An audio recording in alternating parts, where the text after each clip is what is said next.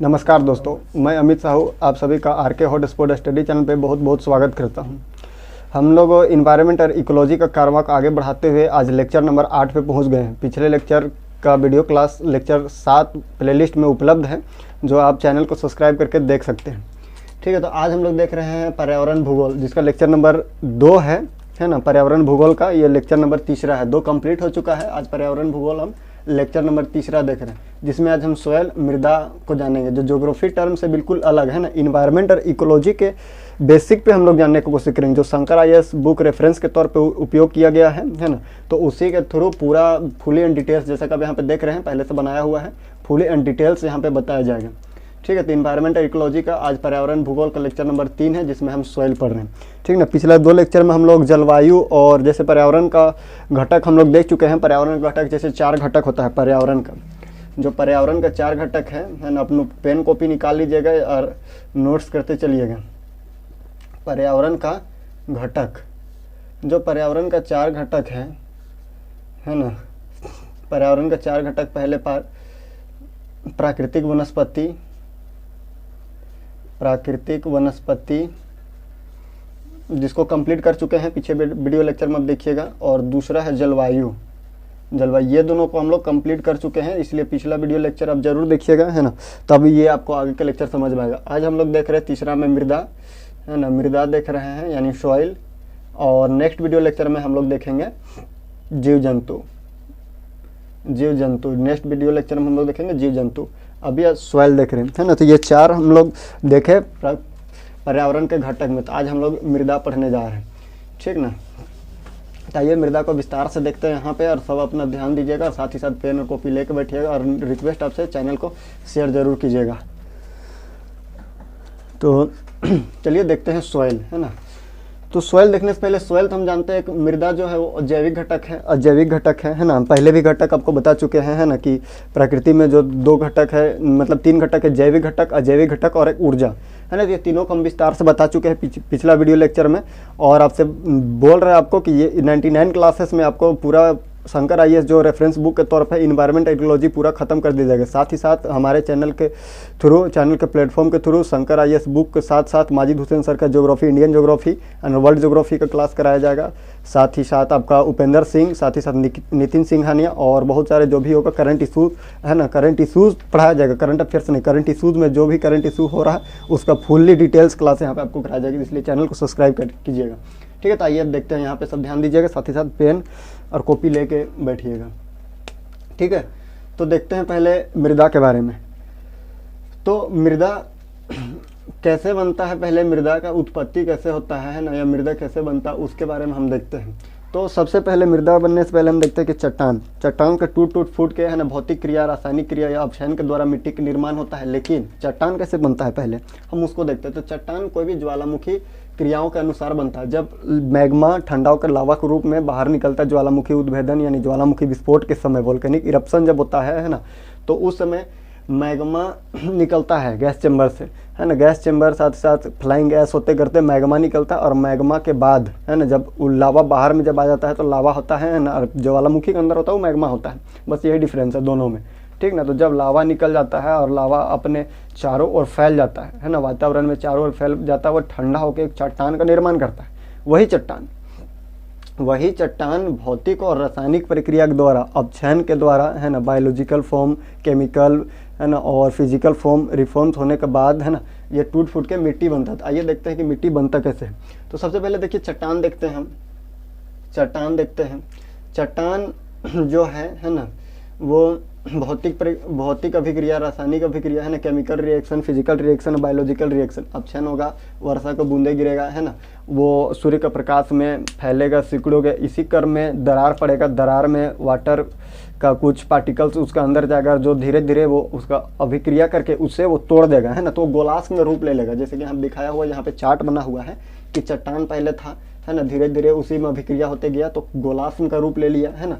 गोलार्ध का रूप भी धीरे धीरे टूटते फूटते नदी नालों कुछ भी वाटर से, है ना, सबसे मेन कारण है वाटर और सूर्य का प्रकाश, है ना, ये दोनों के कारण से टूट के बगरी के रूप ले लेगा। बगरी, गोलार्ध बगरी में परिवर्तित हो जाएगा। और बगरी के बाद, बगरी जब परिवर्तित हो जाएगा तो रेड सिल्ट चीका या पेंग के रूप में, है ना, वो अंततः फाइनली मिट्टी का रूप ले लेगा। ये तो हम देख लिए मिट्टी, लेकिन हम देखते हैं मिट्टी ऐसे बना, लेकिन हम देखते हैं कि चट्टान कैसे बना। एक तो फॉर्म हम देख लिए चट्टान बना, बहुत विशाल विशाल चट्टान, तो उतना बड़ा विशाल चट्टान को टूटने में तो कुछ टाइम लगेगा। तो देखिए सबसे पहले तत्व के रूप में निकलेगा, कोई भी तत्व में रहेगा, मेटल फॉर्म में तत्व निकलता है ज्वालामुखी इरेप्शन यानी वोल्केनिक इरेप्शन के समय कोई भी मेटल तत्व के रूप में निकलेगा, कोई भी होगा, चाहे फेरस होगा या कोई भी तत्व ले लीजिए, चाहे लोह तत्व हो गया, आयोडीन हो गया, कोई भी सल्फर, इस टाइप से तत्व के रूप में निकलेगा, है ना।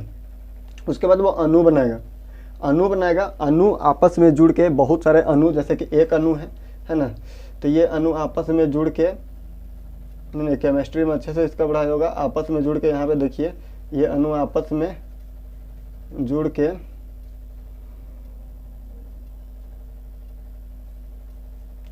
आपका यौगिक बनाएगा। यही अणु आपस में जुड़ के यौगिक का निर्माण करेगा, बहुत सारे अणु मिलकर एक यौगिक का निर्माण करेगा।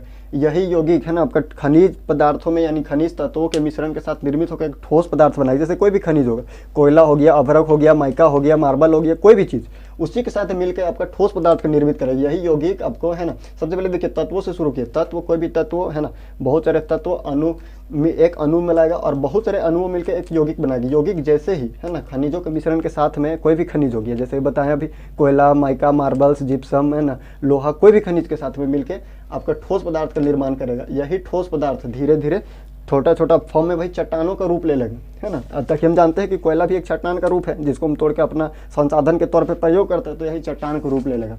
और चट्टान भौतिक रासायनिक अपक्षयन के कारण, यानी भौतिक हो गया, रासायनिक हो गया या बायोलॉजिकल, है ना, जैविक हो गया, कोई भी प्रक्रम के कारण, है ना, कोई भी उसका अपक्षयन होगा, अंततः फाइनली ये मिट्टी का रूप ले लेगा, ठीक ना। तो ये आपका मिट्टी का है, इसी का, है ना, सॉइल मृदा को हम देखते हैं।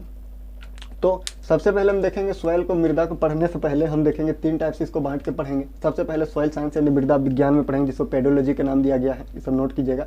तो इसी के बारे में हम पढ़ रहे हैं। सॉइल साइंस में ये सब आ गया कि रेत का निर्माण कैसे होता है, अंततः कहाँ से फाइनली मतलब की शुरुआत होता है और प्रोक्सिमा लेवल तक कैसे पहुँचता है, ये हम इसको साइंस में देखेंगे, सॉइल साइंस में। फिर सॉइल जियोग्राफी हम देखेंगे, सॉइल जियोग्राफी में देखेंगे मृदा का प्रकार, कितने प्रकार के मृदा है, जैसे कि रेतीला, रेगुर, बलुई, दोमट, ये सब मृदा के प्रकार देखेंगे। फिर वितरण, कहाँ कहाँ इसका वितरण है, मृदा का वितरण कहाँ कहाँ पे है ना, कौन से क्षेत्र में कौन सा मृदा मिलता है। जैसे राजस्थान के क्षेत्र में हम लोग देखेंगे बलुई मिट्टी मिलेगा, है ना, उधर दक्कन का पठार की तरफ देखेंगे हम लोग तो उसमें आपको जलोढ़ मिट्टी मिलेगा। वैसे उसके बाद हर मिट्टी का हर किस विशेषता पे है, उसका क्या विशेषता, उसमें कौन सा की खेती होता है ना, ये सब के बारे में हम विस्तार से अध्ययन करेंगे। ये विशेषता के बारे में हम देखेंगे। उसके बाद हम देखेंगे सॉइल इन्वायरमेंट, जो बेसिकली ये सब हम ज्योग्राफी में देखेंगे, है ना। और उसके बाद अभी हम लोग पढ़ेंगे सॉइल इन्वायरमेंट, है ना, इसका महत्व क्या है, कौन सा महत्व है, किसमें महत्व है, ये खेती की दृष्टि से महत्व क्या है, इसमें पारिस्थितिकी तंत्र की दृष्टि में क्या महत्व है, इसका पारिस्थितिकी में क्या महत्व है, कौन सा मिट्टी का कौन सा पारिस्थितिकी में क्या महत्व है ना, इसके बारे में हम लोग देखेंगे। अभी थोड़ा आगे चल के देखते हैं। फिर आर्थिक दृष्टि से, है ना, मिट्टी का क्या महत्व है कि ये किस प्रकार हमारे आर्थिक रूप से सहयोग करता है, ये मिट्टी हम इसको यहाँ पे देखेंगे। उसके बाद सामाजिक दृष्टि से कि समाज में, है ना, मिट्टी का क्या महत्व है, इससे हम सामाजिक जीवन को अपने कैसा बना सकते हैं, तो ये मिट्टी का महत्व हम देखते हैं, ठीक ना। तो ये देखेंगे।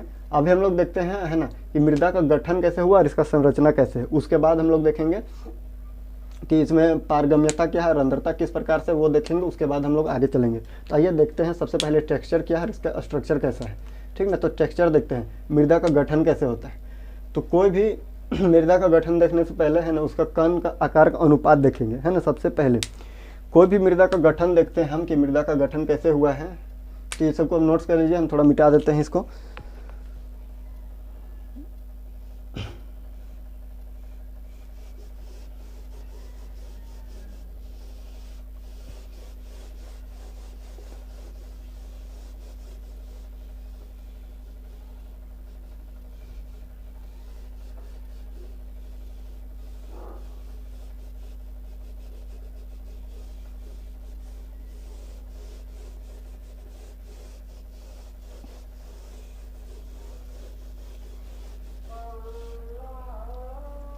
चलिए आइए देखते हैं, बोर्ड में देखिए सब, है ना। सबसे पहले टेक्सचर देखते हैं कि कोई भी मिट्टी का, है ना, टेक्सचर कैसे निर्भर करता है ना, इसका गठन कैसे होता है। टेक्सचर यानी गठन, मृदा का गठन कैसे होता है, तो ये चीज़ के बारे में हम देखते हैं। थोड़ा विस्तार से इसको जानने की कोशिश करेंगे, है ना। तो ये टेक्सचर कैसे बनता है, मतलब आकार का अनुपात इसमें लिया जाता है ना, किसका, आकार का अनुपात, कि कोई भी मिट्टी है ना कि उसका आकार का अनुपात कैसे है। जैसे दो प्रकार से मिट्टी होता है, हम एग्जांपल के लिए दो प्रकार से मिट्टी लेते हैं, एक रेतीला मिट्टी लेते हैं, रेतीला मिट्टी लेते हैं, है ना, और एक दोमट मिट्टी लेते हैं, एक हम दोमट मिट्टी लेते हैं। तो आकार मतलब अणु का आकार के बारे में हम जिक्र कर रहे हैं, अणु का आकार, है ना। तो रेतीला मिट्टी बलुई मिट्टी की हम बात करते हैं, तो रेतीला मिट्टी का एकदम अणु एकदम छोटा छोटा होता है, अणु एकदम छोटा छोटा होता है। वर्ड में ध्यान दीजिए, समझने की कोशिश कीजिए, ठीक ना। ये रेतीला मिट्टी का अणु है, एकदम छोटा छोटा है।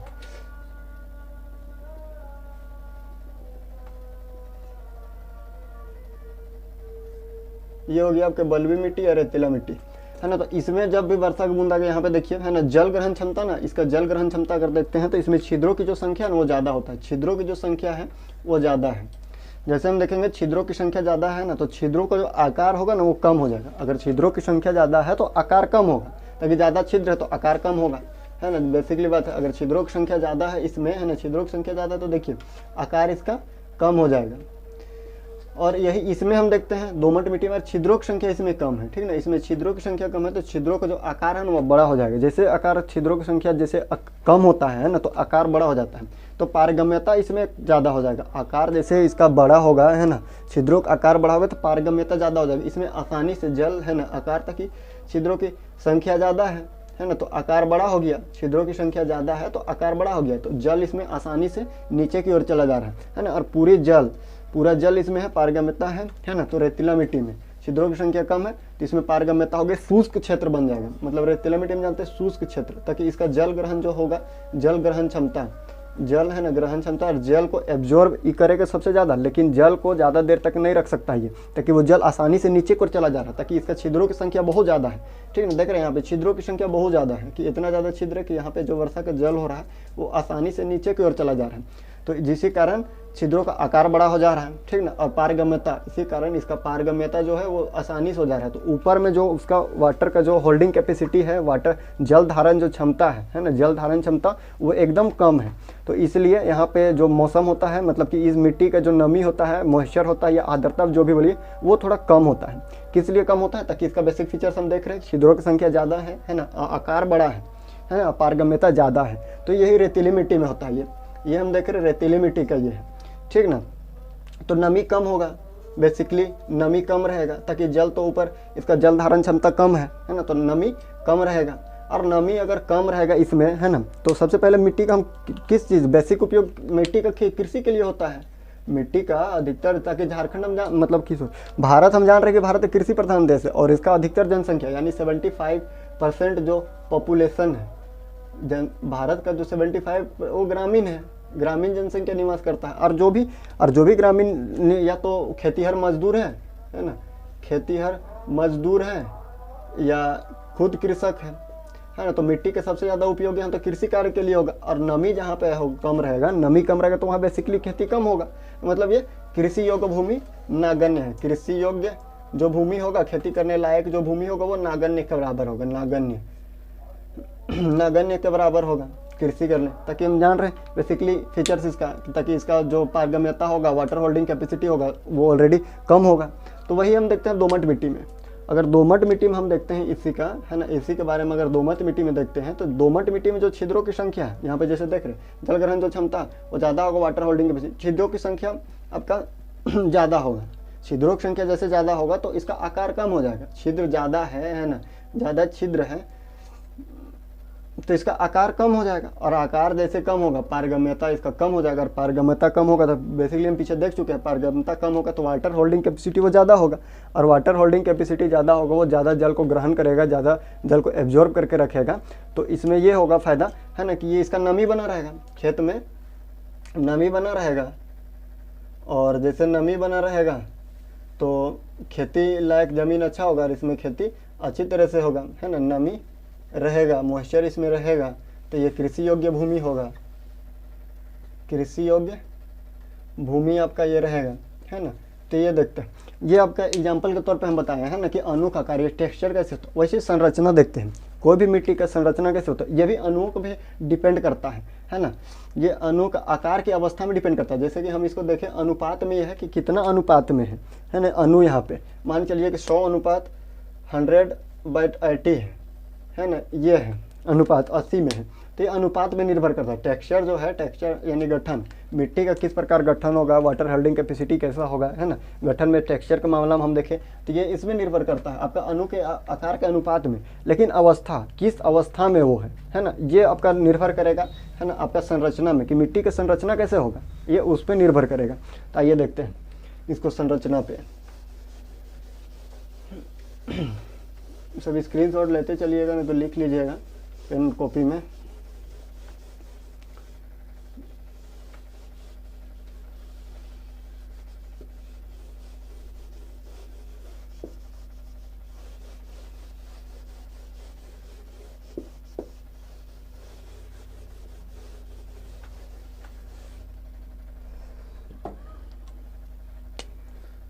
आइए देखते हैं अब स्ट्रक्चर।